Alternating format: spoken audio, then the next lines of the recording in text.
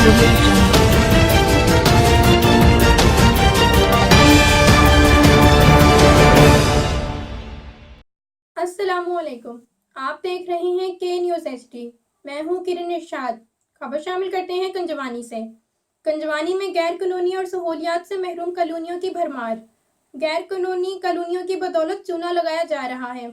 AC Tandlianwala का गैर registered और गैर कानूनी कॉलोनियों के खिलाफ एक्शन। मजीद इस हवाले से रिपोर्ट कर रहे हैं अली हसन साबरी।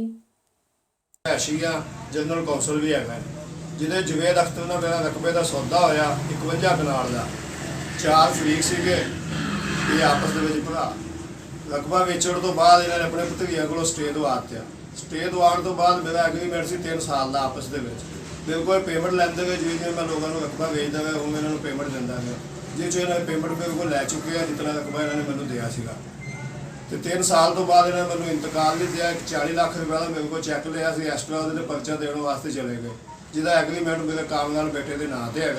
वो इन्होंने मेरे नाल रल के कुछ 4 बंदे ने फ्रॉड किया आपस के सियासी बंदे है नाल मुखालफत की बना से।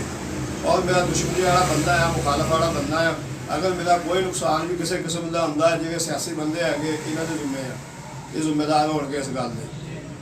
और इस तो अलावा मेरे 506 का जो मिली भगत करके इन्होंने पर्चा करा के तो जबरदस्ती यानी कि कब्जा लिया जिहदे च लोगों ने मकान बनाए हुए सी रिहायशा बनाई सीगियां उन्होंने लोगों को भी इन्होंने मतलब कि जगह ठाल दिया। एक शोरूम से फोटाबास की पार्टी उन्होंने बेचा है उन्हें अपनी इमारत बनाई हुई सी वो भी इन्होंने मतलब ताले तोड़ के रात को खाली कर दिया। नुकसान बहुत होया। 1 लाख रुपया मेरी उत्थे लागत हैगी कॉलोनी से मिलना चाहिए। 506 का इन्होंने साढ़े ते पर्चा दे के हवालात देवे सानू क्यों पुतगा बंद करने तो बाद इन्होंने कब्जा कर लिया। जिवें साडा बेटा बाहर सीगा और 15 ते कॉल चलाई लेकिन पुलिस ने साडे नाल कोई तावन नहीं किया।